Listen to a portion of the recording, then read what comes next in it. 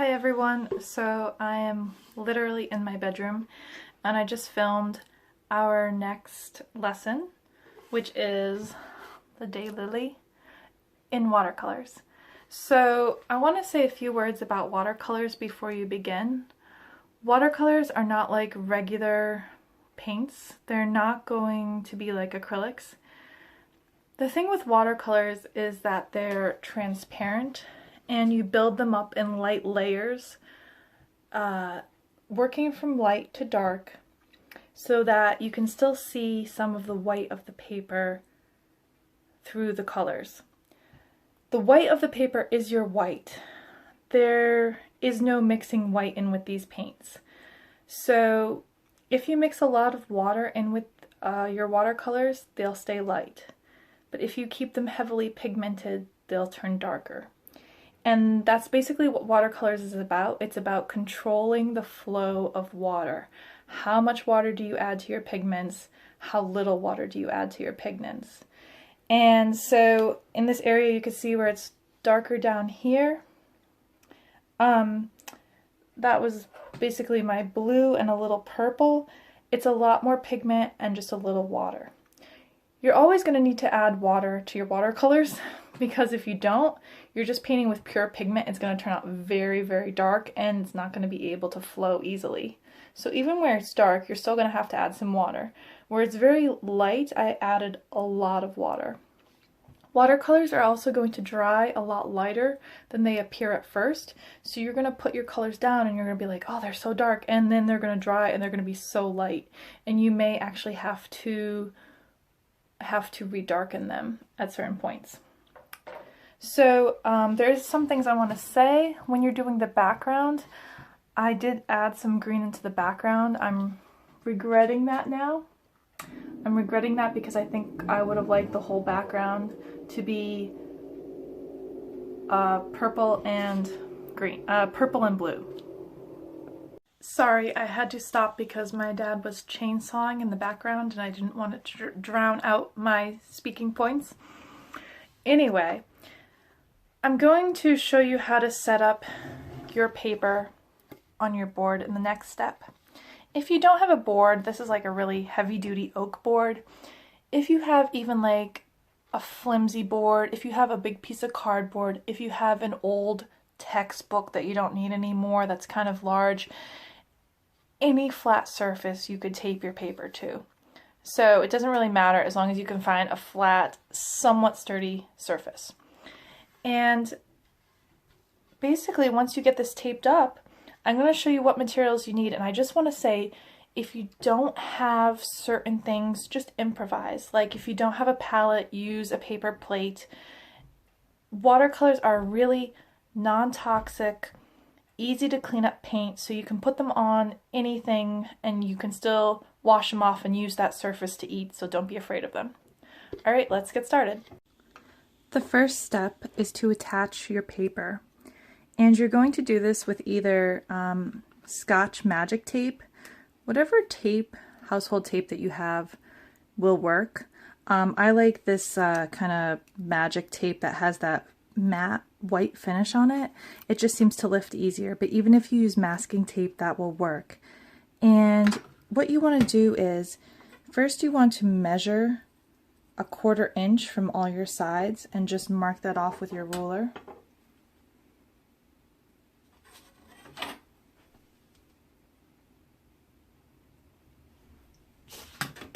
You can make these little mark lines around the edge for 1/4 inch. I don't measure that much, but if you prefer your borders to be really neat, measuring is the way to go. After you've measured, you want to take the tape the length of the shorter side, a little bit longer, about 1 inch longer on each side, and you just want to put it where you made your markings, so right there, and press it down with your fingers. What I do next is I take a palette knife. If you don't have a palette knife at home, you could just use a butter knife or something that has a hard edge. And I just like to put my finger on top of it and then scrape down along the tape so that it's really secure, because the tape is going to stop the water, and we want to make sure that the water doesn't seep under the tape. So do this on every side. I usually like to work my way around, so now I'll go to a long side.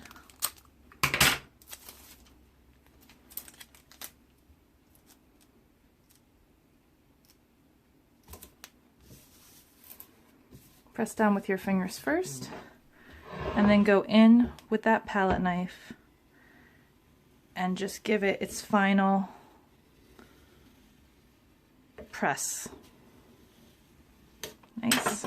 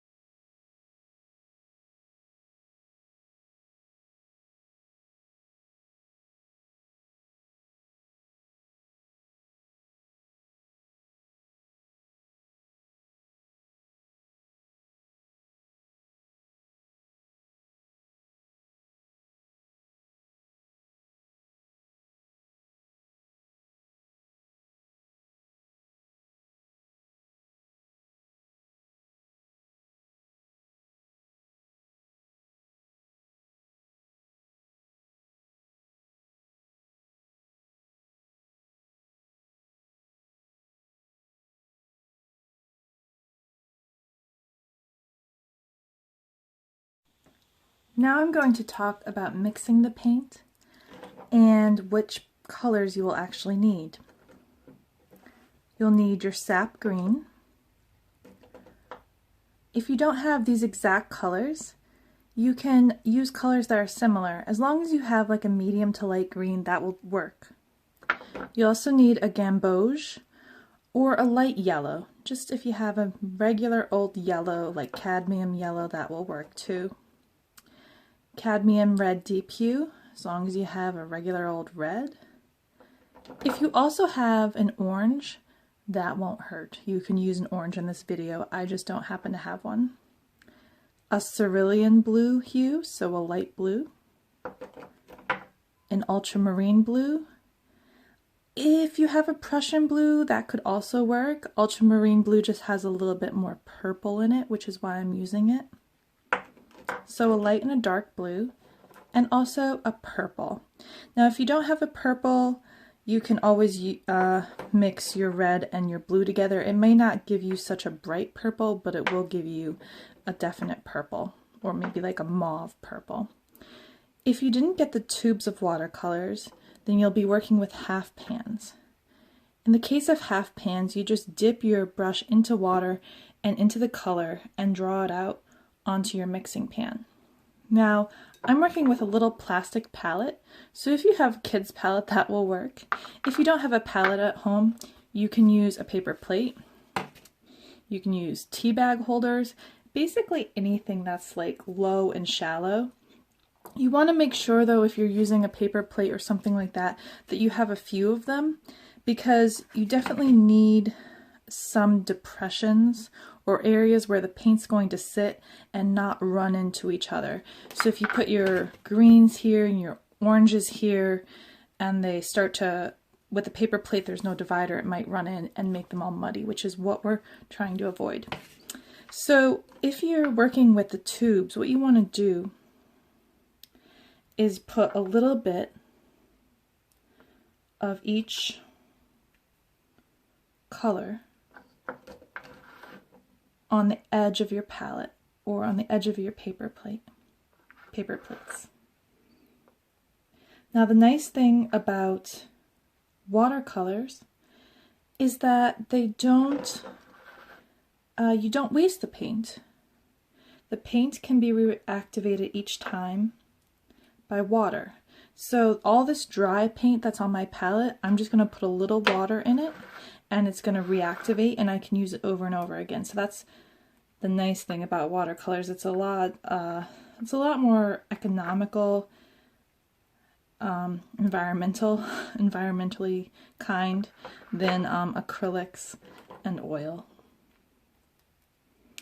So once I get all of these on the edge, and if you're working with the half pans, you won't have to do this, but with the tubes, you definitely have to just squeeze a little bit out. And with watercolors, a little goes a long way, so you don't need tons. What you want to do next is make sure you have a rag with you when you're painting the whole time. An old t-shirt, or if you don't have a rag, use paper towels. Make sure you have something that you can wipe your brush off on, but also make sure that you have some ripped up paper towels into little tiny squares. This will help you later on, but it's good to have it with all of your paints. You're also going to need some clean water. So I usually have two jars of water filled. You don't have to, it just saves me from getting up and refilling.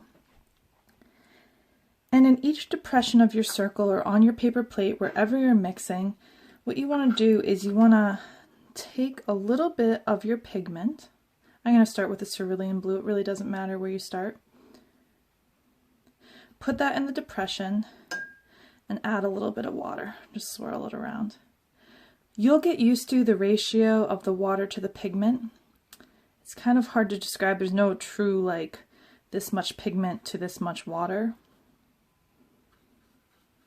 Just depends on how light or dark you want your paint.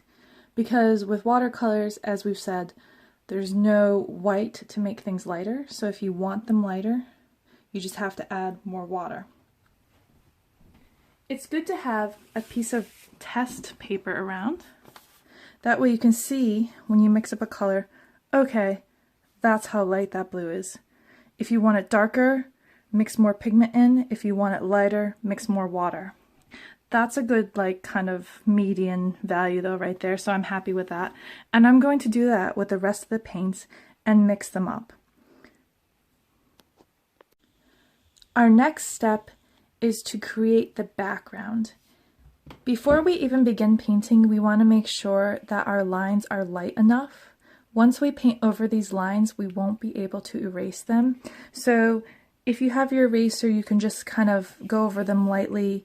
You don't want to erase them to the point where you can't see them. I've done that, and that is also not good.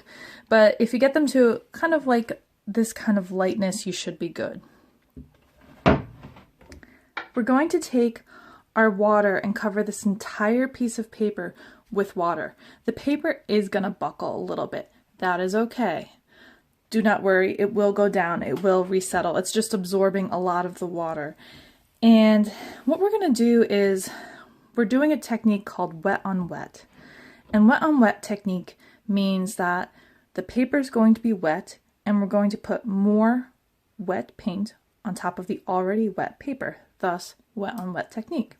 And what this does is it creates a nice blurry, fuzzy, colors just kind of merge into each other. And it's beautiful for atmospheric backgrounds, for skies, for oceans. And we're going to do this with the background of our daylily. So I'm just going to show you what I'm doing and follow along. I have a large brush here. You may not have a large brush at home. It doesn't matter. You just want to get that brush loaded with water and then start from the top and bring that water all the way down. Don't be afraid. I know it's hard to know how much water you're supposed to use. I will show you as soon as I'm done doing this about how much water I used. If you don't use enough water, your colors won't spread. So you definitely want to use enough water. If you use too much, your colors will be super runny or run into each other. I'm just going to make sure I got all the edges there. Go back and forth. All right. Now what you can do is you can kind of go like this with your paper to see the reflection of the water. You should have that kind of reflection. You could see areas you missed, like I missed right down here. fill those in. Now while it's wet, I'm going to get rid of this water. Well, maybe add a little bit more. I'm always like afraid there's not enough water, which is usually not the problem. You don't want pools of water. You don't want so much water that's like pooling in certain areas, but you do want it to be nice and flowy. I'm going to move my rag right up there next to me.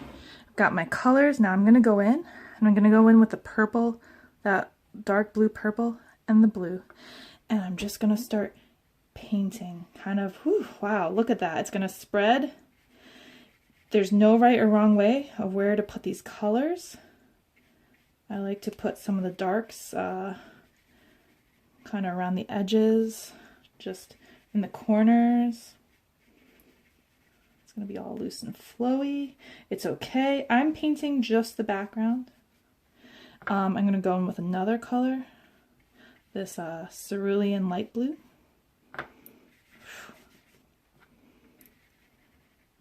Paint that right in. It's okay, just let it flow. It doesn't have to follow any set. Just follows your intuition. Where do you think that color should go? It's totally up to you. Just do it in a way that feels intuitive, in a way that makes sense to you visually.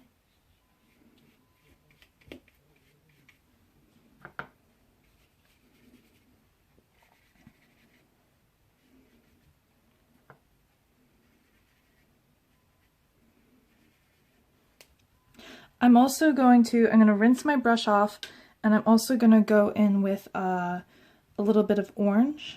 So I'm going to put a little bit more blue around the flower first, because the flower itself is going to be orange. So I don't want orange next to orange really. I want there to be a contrast, so I'm going to put some more blue. I am starting to run out of blue, which, oops, did not mix enough blue there. So that can be a problem when you're doing big washes like this if you didn't mix up enough of the color. So I'll just mix that up fast. Put it all in around there. Great. And then I'm going to rinse off my brush as I go in between the blue colors into an orange. Oh, actually, let me go into a green first. You know, sometimes I change my mind. Let's go into that blue-green that we have mixed up. I'm just going to throw a little blue-green up here.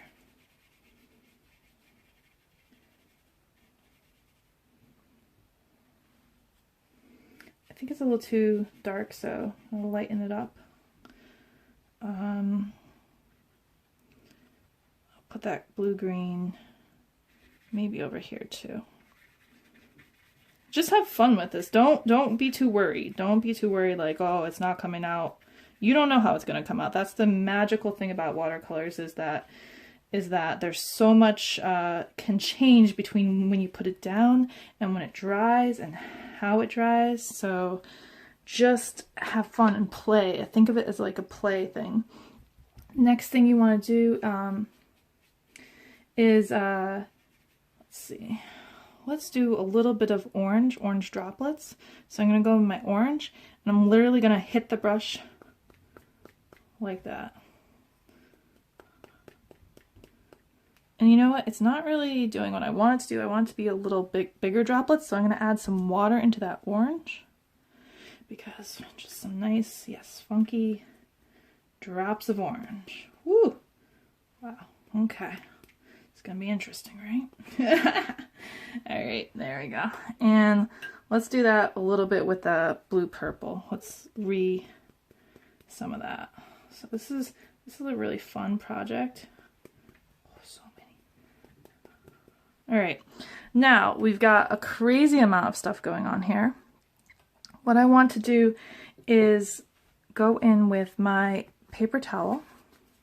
Definitely set your brush off to the side, grab your rag in one hand, grab your paper towels, and you want to dampen this paper towel. So I dipped my paper towel in water, and now I'm damping it off in my rag. I've got a nice damp paper towel. I'm just going to go in and clean up areas that I want to stay white.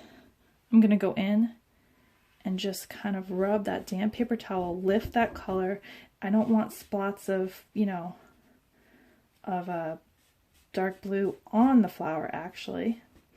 it doesn't matter so much about the yellow. I think the yellow will be easy to cover up, but in any areas that the background has kind of eaten into that petal, go back in with your damp paper towel. It may end up looking like this. At this point, throw it away. Get a new one. Get a new one, crunch it up, put it in some water, damp it off so it's just lightly wet, not soaking wet. You don't want a soaking wet paper towel because all you will do at that point is just draw more water into that flower. So just reestablish those whites with that damp paper towel. I'm doing that with the stem.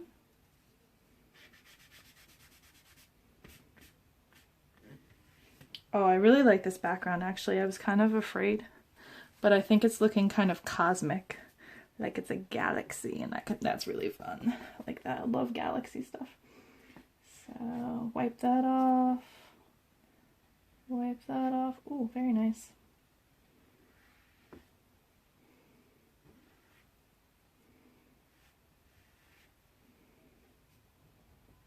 You don't want to scrub. If you scrub the paper, it will start to deteriorate.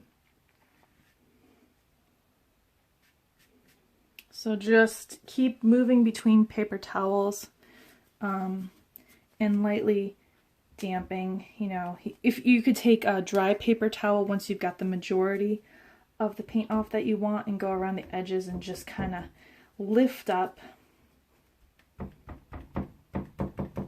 like that. So it's kind of coming back in on that stem. I'm going to reestablish that stem. Going to do a little bit more lifting up work. This is called lifting up. It's very important because the white of the paper is your white. There's no white we're going to mix in. Well, there's gouache. You can use gouache, but traditionally in watercolors, the white of the paper is the white, so you have to preserve it. I'm going to show you the colors I made and how I made them.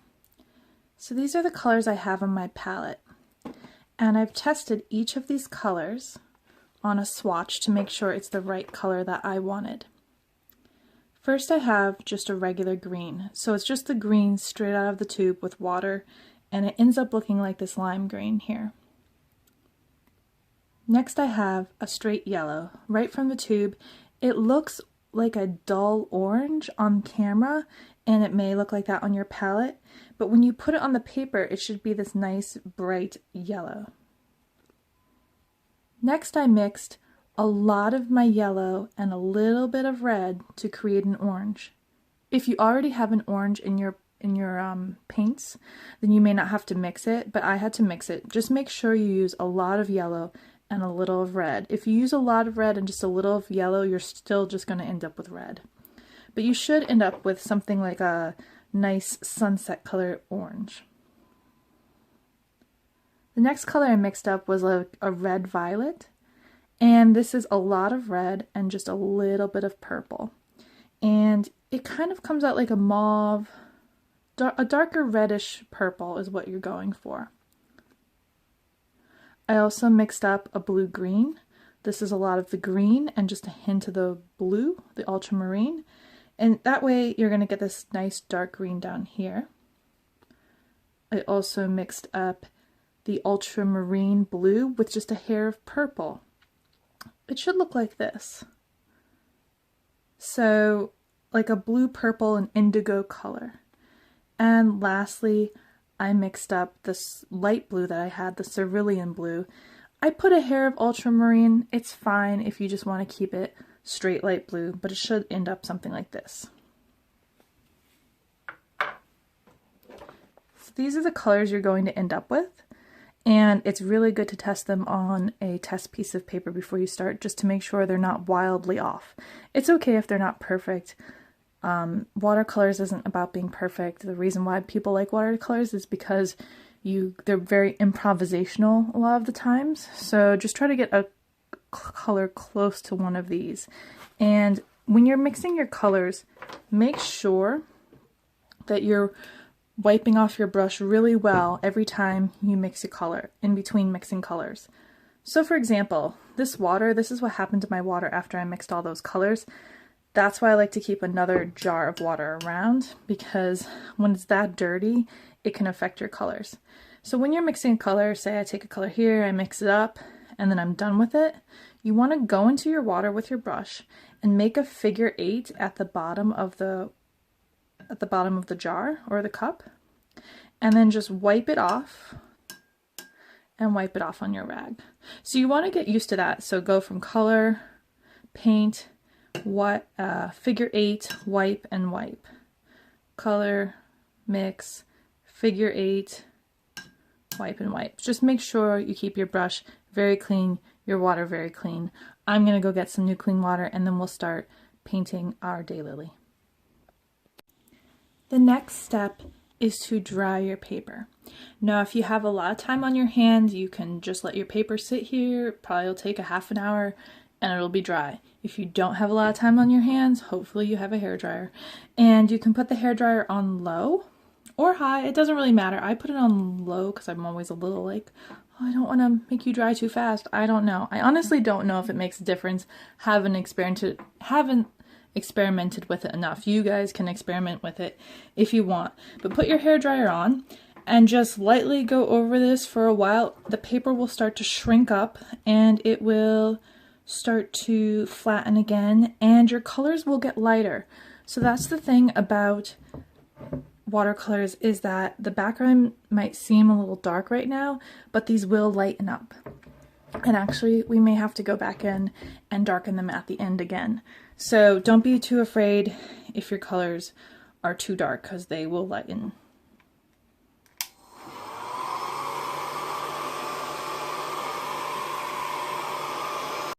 The next step is to paint our flower and our stem.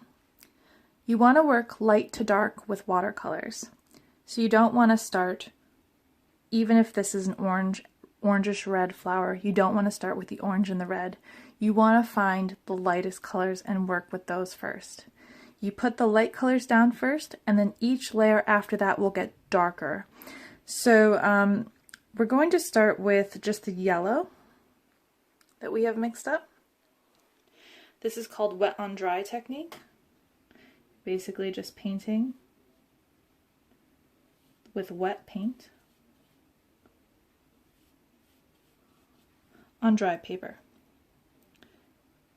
And you want to work from one corner, the outside of the petals, into the inner central area of this flower.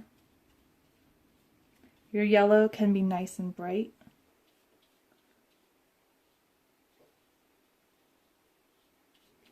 And I'm using a medium-sized brush for this.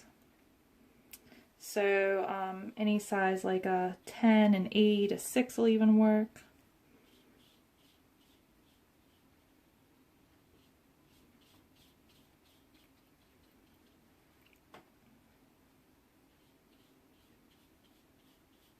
Really doesn't matter what way you work, if it's from inside out or outside in, as long as you work from one area to the other.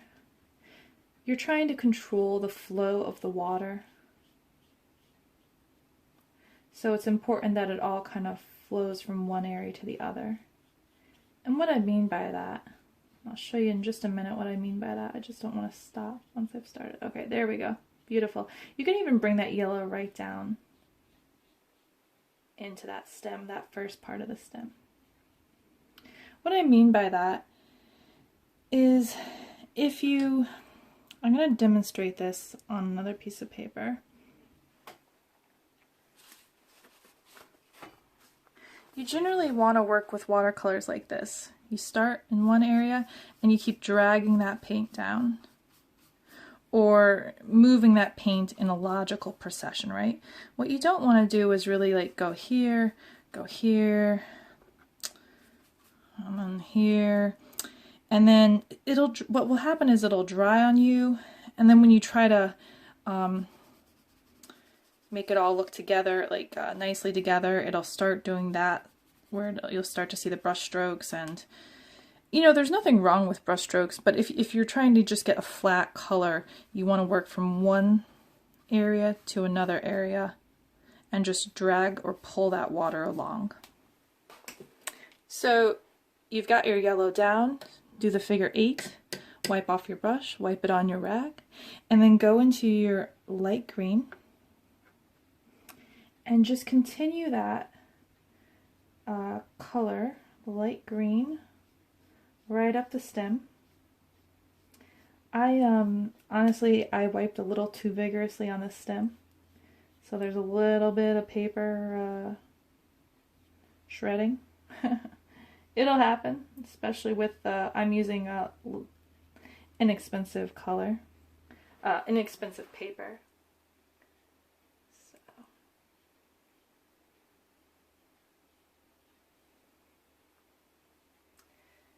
do the same thing with this leaf here. Just drag that light green right up the leaf.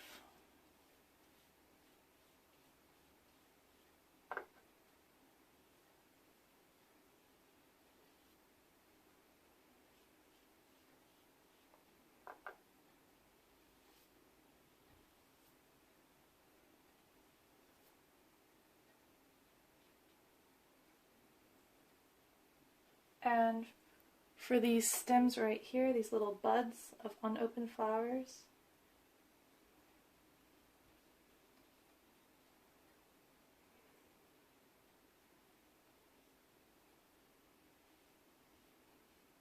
same thing, just fill them in like it's a coloring book.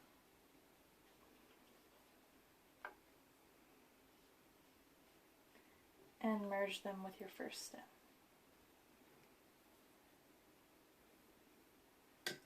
You may want to take your yellow and just kind of, well, even before we take our yellow, you can take your damp brush and also use your damp brush to lift off any areas that you want to have a highlight on. So make sure your brush is clean, and then you just want it to be damp but not super wet. And you can go back into these areas here, just kind of hit that area, lightly touch it, and it'll start to give you a highlight. And I just keep wiping it off on my rag, the pigment. So anywhere you want there to be a highlight on those little bud areas. See, that's really nice there. Nice soft highlight. You could also do the same thing for your leaf. So right here maybe. And you may have to keep washing off your brush. There we go. Nice little highlight on that. We're not going to do any highlights on the flower yet, because you'll see later how that's going to progress. But that is your first layer. And what you want to do is, once again, hit this with a hairdryer, and then I'll show you step number 2. The next step is to add the orange layer on the flowers. So we're going to go into our orange, and we're going to paint the part of the petal that's orange on top of the yellow. We can go directly on top. It will just build another layer, the darker layer. We're moving towards darker layers. And it's very important to think about edges with watercolors. Do you want a hard edge or do you want a soft edge? So I'm going to show you how to get a soft edge so that the orange looks like it's blended in with the yellow.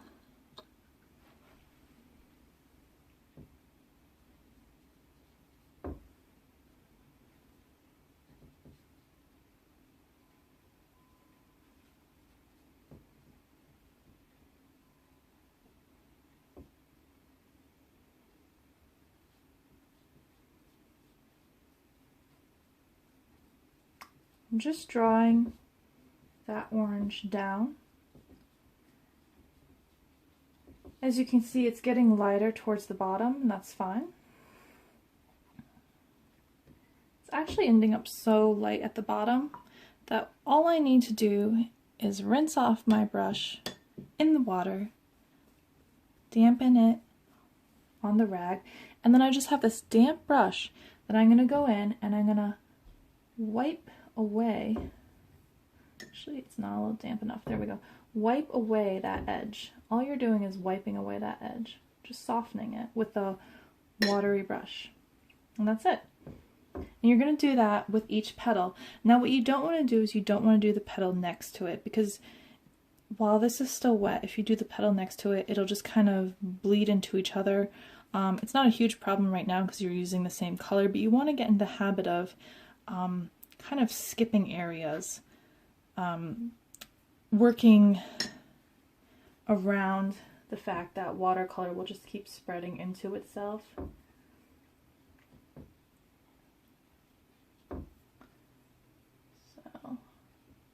Now if you get something that you don't like I don't love how that one edge turned out, just let it go for the minute because we can always fix it once it dries. So skip a petal, go to every other petal basically, and do that same orange.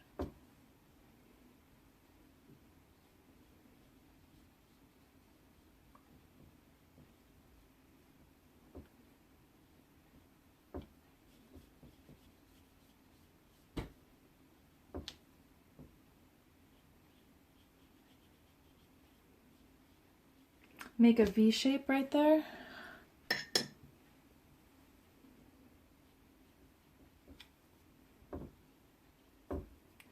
And then just take your damp brush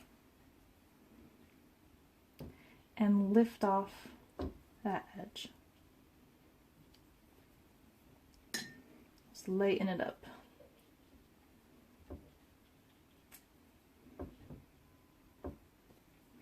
I'm using even the side of my brush to kind of lighten it. There we go. It's lifting up a little bit of the yellow too. That'll happen. We can redarken the yellow later.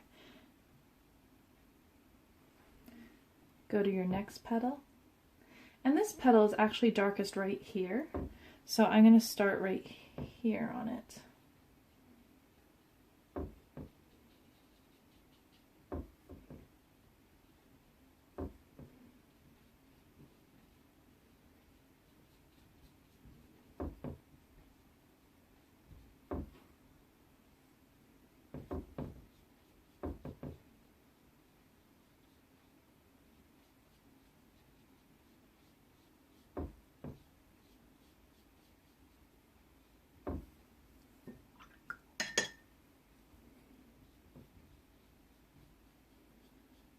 I added some water in there near the end, so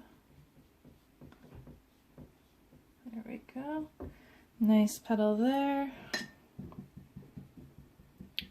Before these 3 petals dry, I'm just going to go in with my wet brush.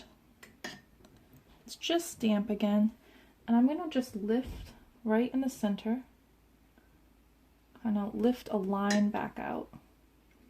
So I'm lifting that orange paint to reveal that yellow paint underneath. There we go. And I'm going to do that on all 3 petals that I've already started.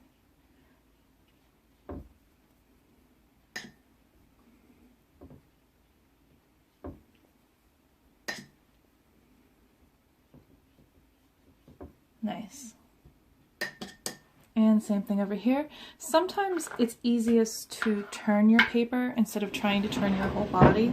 So I'm just going to turn my paper and lift right out of there.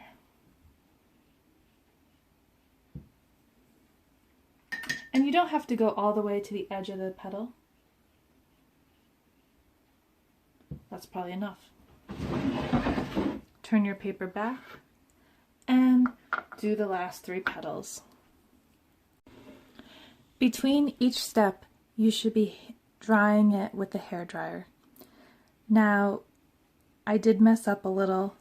I was trying to put the red on in the last segment of the video, which I deleted, so you won't be seeing that. And I tried to do it with a wet on wet technique. I laid some water down, I put some red on. It just kind of lifted up too much of the orange underneath. Certain paints, each brand of paints will act differently. So with this brand of paints, which is actually the Watercolor Cotman, I found that it's really nice because the paints lift up easily, which is great if you want them to lift up, but if you're trying to build layers, sometimes they can be a little tricky because they lift up too easily, which means they have a lot of glycerin or honey or something that helps them stay moist and lift up easier. So for the red part, we want to make the petals a little redder, that red purple that we mixed. We want to add that into the bottom of the petals, right around our V shapes of our yellow. And we're going to use a wet on dry technique since the wet on wet technique did not work for me. You're going to go into your red violet, and you're going to start at the bottom of the V shape and just with tiny strokes and light pressure lift it up. Should look like that. And then once again, wipe off your brush with that figure 8. Just get it so it's damp, wipe it on your rag, and then just soften those edges. Don't want any hard edges on this flower. You may have to keep wiping it off on your rag or your water. Soften these edges up here.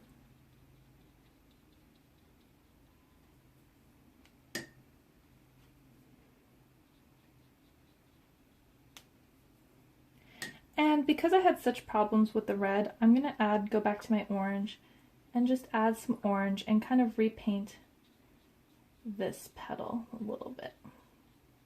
Now if you did not make the mistakes I did, which you shouldn't have because I didn't show that portion of the video, you won't have to do this, but I'm just reestablishing the orange in some of the areas where it got a little messed up. You're going to want to keep doing this red pattern on all the petals, but like I said, make sure you switch between every other petal. So I'm moving on to this petal because it's one over from the petal I just worked on. Starting at the bottom again, and just bringing that nice juicy red, kind of to look like an arrow pointing up. So it's crawling up. It's really crawling up more on the around that line.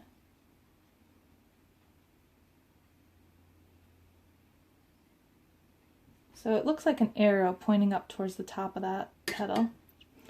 And I'm just going to go in with my damp brush and just kind of soften those edges. Use the side of your brush a little bit. I'm just pressing down and pulling on the brush on that edge to lift up that hard edge. Same thing, pressing down and pulling.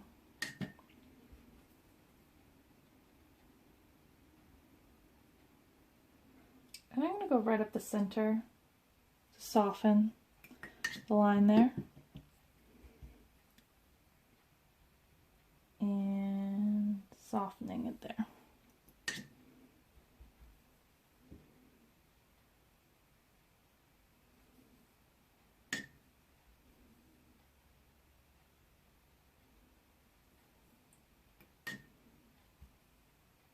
Once again, I did kind of mess up the petal on this, so I'm just going back in with my orange. Just reestablishing some of that orange right there and bringing that all the way out to the back of the petal.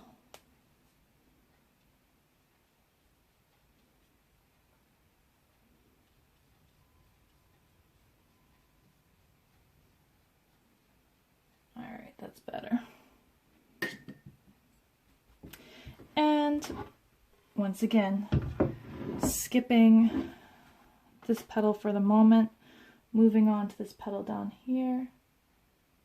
This petal has the red right at the top of it.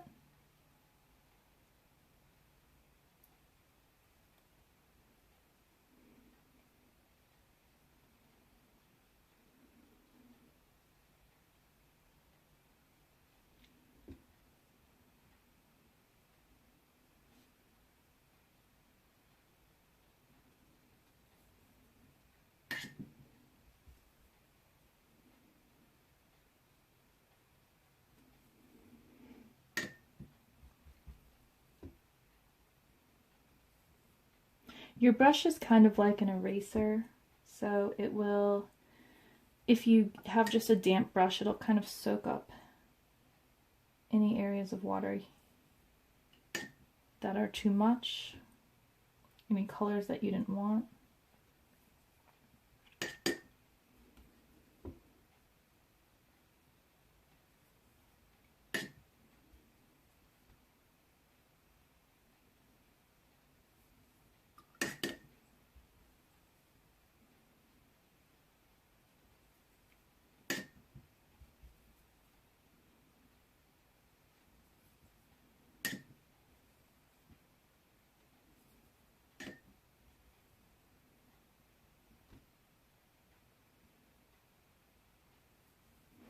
Okay, and you're going to want to do that now for the other petals too. So this petal right here, just going to add a little bit of red to it, coming up there.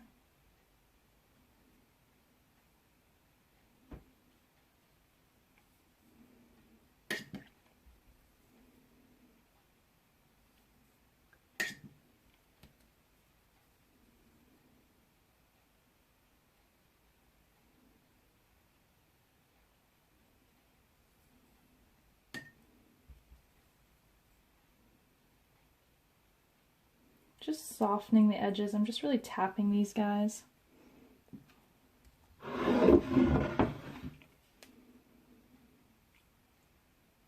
And I'm going to do it for this petal too.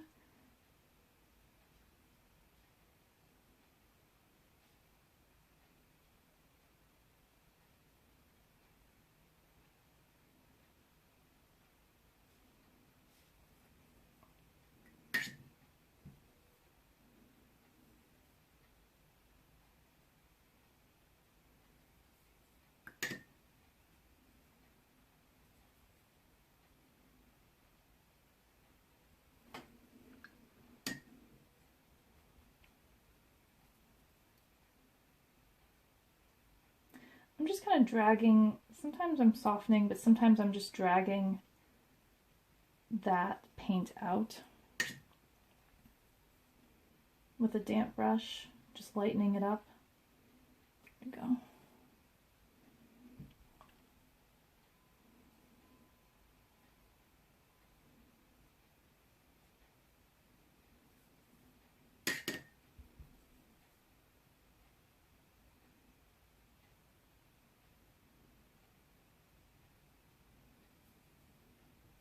And I'm just going to take that brush and drag right down the middle to kind of soften that edge right there.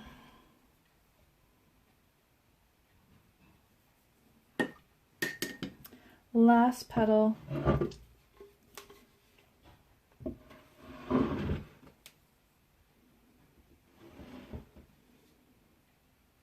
Drawing that arrow up.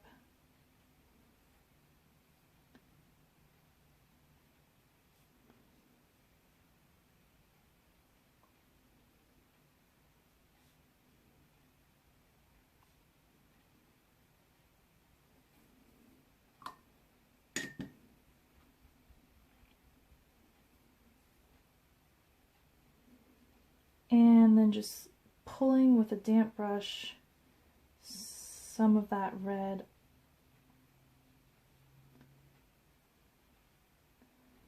up into the rest of the petal.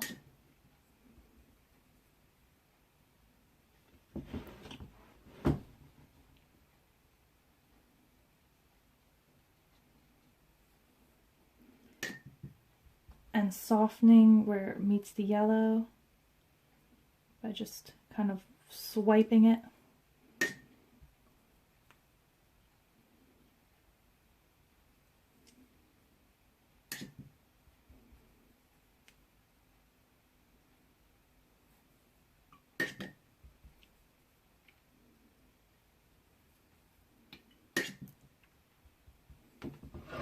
And before you move on, try to fix any areas that you really want to fix. Right here is looking a little spotty to me. It's pretty all over the place.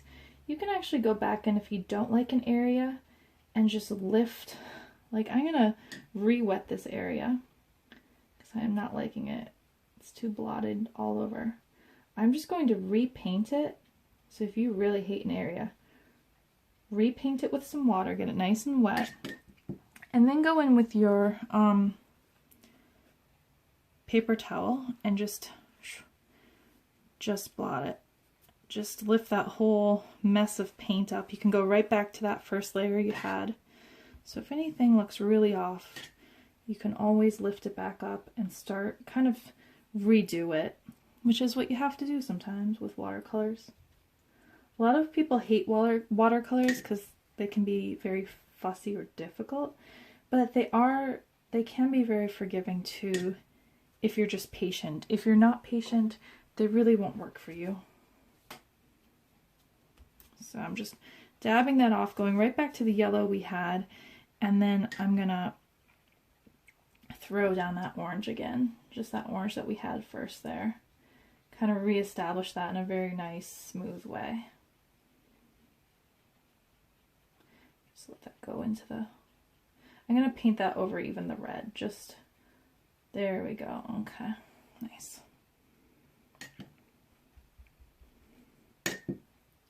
And reestablish any lines that you need to establish. So up here where it's bled in, I'm also going to take that out.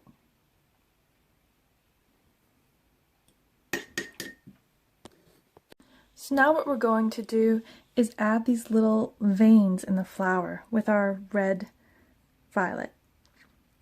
I'm going to show you a good way to make a line. A lot of times, if people want lines, they'll put their hand like this and just kind of try to hesitantly go like this to make the line.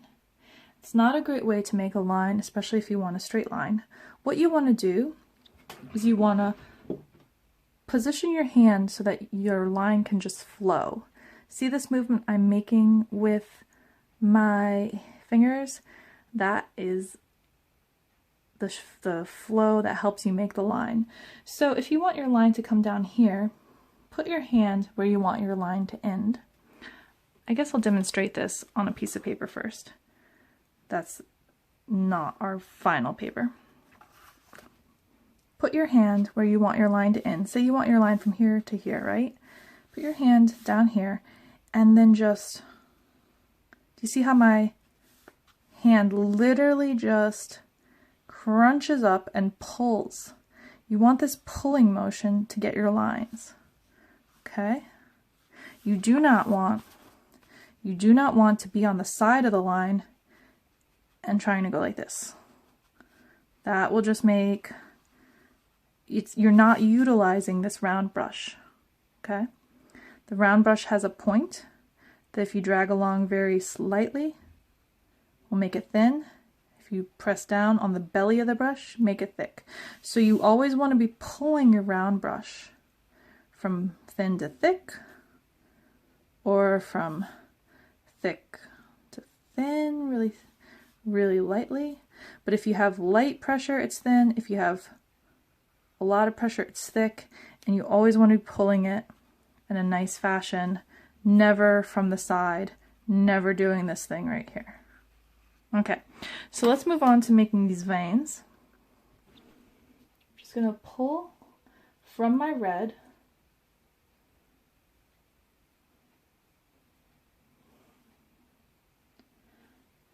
down into the orange. Now, as you can see here, it got a little too watery, so you might get blotches. If your paint's too watery, so watch out for that.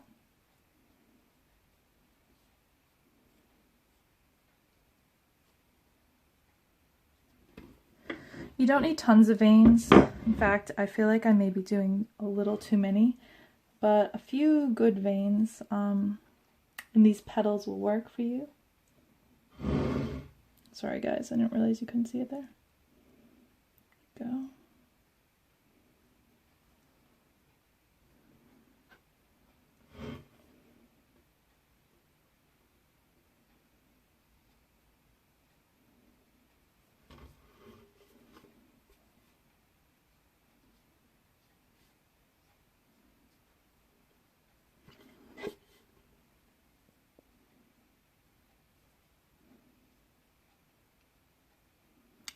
I'm darkening the veins a little bit at the bottom. But that's the general idea. Just to do some veins, make them darker at the bottom. And that's your detail for your petals.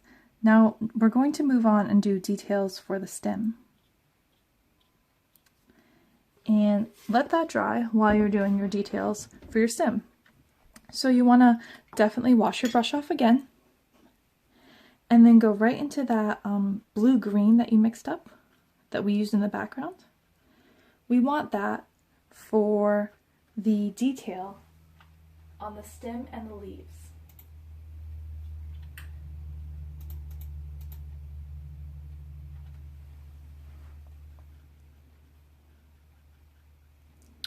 So I'm going to make one side of the stem darker. I'm going to start with the bottom, and I'm going to press down pretty forcefully and then draw upwards.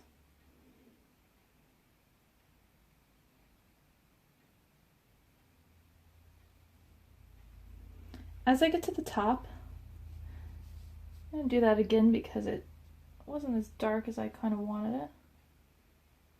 But as I get to the top, I'm going to lift off with my brush. And just finesse it, draw it up.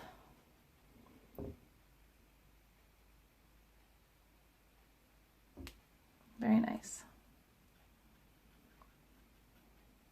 I'm going to put a few veins on the bottom portion of my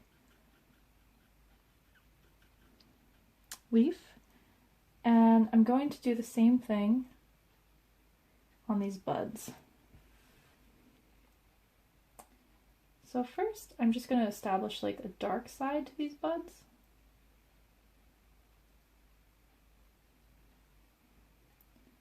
Draw that paint right into our stem.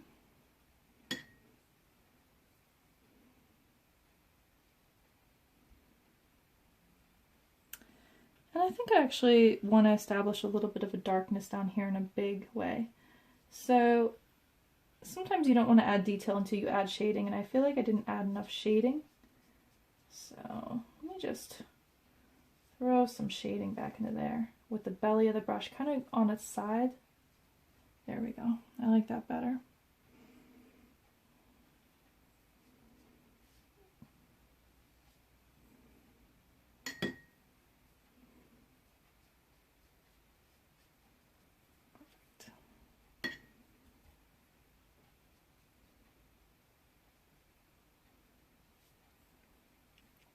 And what I want to do now is just bring that little bit of green kind of down into here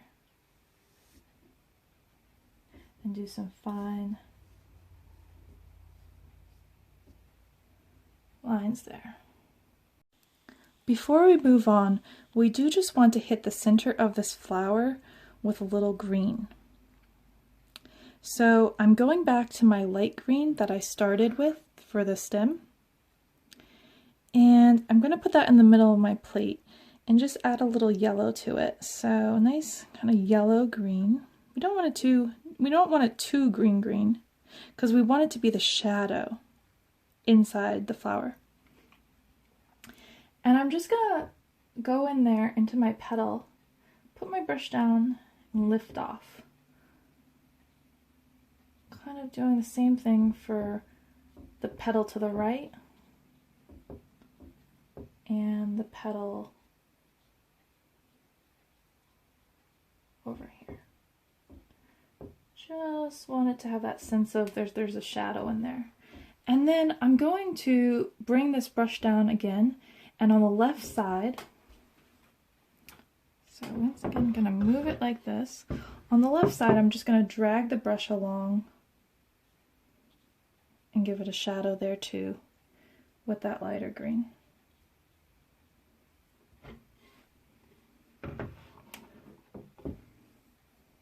Just going to lighten my edges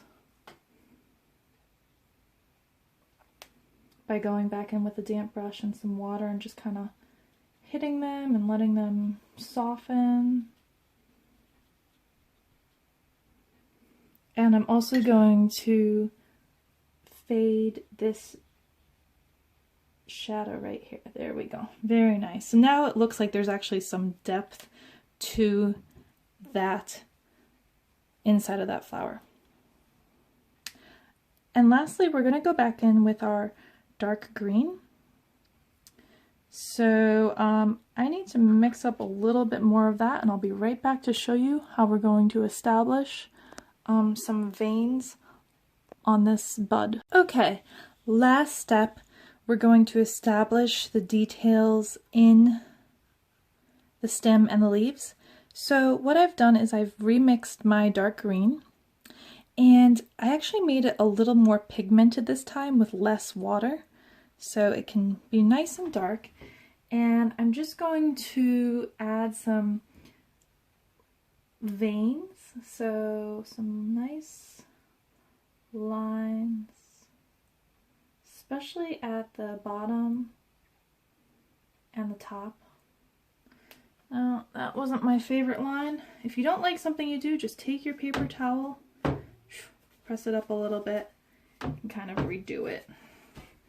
I want the lines to be darker at the top, so focusing more on that, and darker at the bottom. There we go.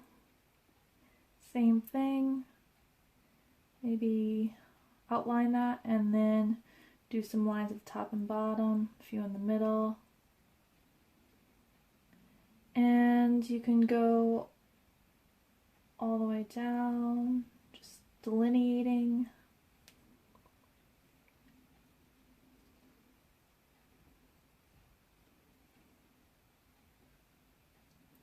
And I'm going to add some veins in here, just two. I really should have turned the paper for that. You guys can benefit from my mistakes, but it is hard to draw the lines unless you're pulling them towards you, so try that again. Pull it down towards you.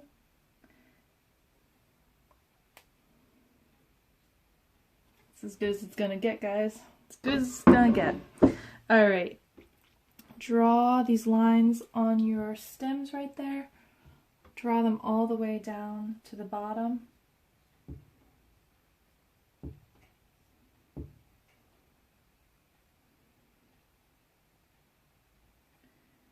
And I think that was looking good. I might go back in with this light green now and just hit the top of the stem, the top of these little buds here. Give them some more veins, but with this light green.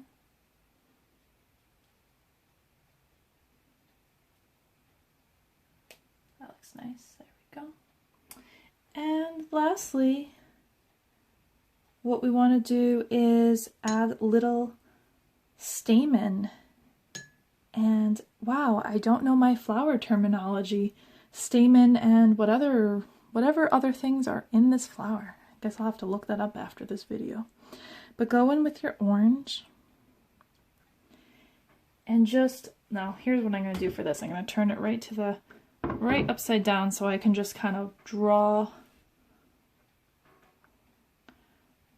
those stamen towards me.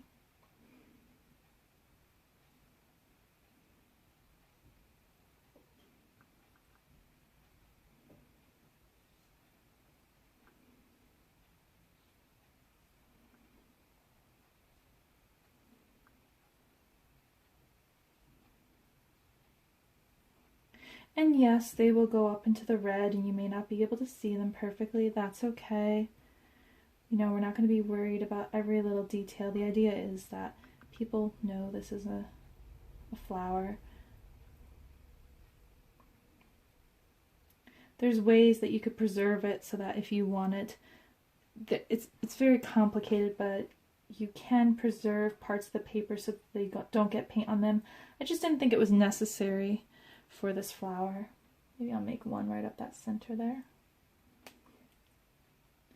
And then I guess if you have a little black, I didn't mention this color in the beginning, but if you have a little black or a little dark brown even, go into that mix it up, go into that, make sure it's a nice dark, and then we can turn our flower back around and then just add some little tiny areas that have that have the pollen on them. And how many do we want to add? Maybe like that one. There we go. And that's basically it. I'm going to give it another whack with the hairdryer, and I'll show you what it looks like when it's done. Well, here it is, guys. I think it turned out decently well. There's definitely a few things I would do differently, but overall, I think it's a decent flower. Hopefully you could follow along and work it out the same way. There is some things that I would change, like I'm not sure I'm in love with this dark green for the background, so I may have just done purple and light blue. And also, I struggle a lot with the red, so my lines look kind of a little sloppy, but hopefully if you take your time, you'll be able to do them with less struggle than I did. Hope you guys enjoyed. Bye-bye.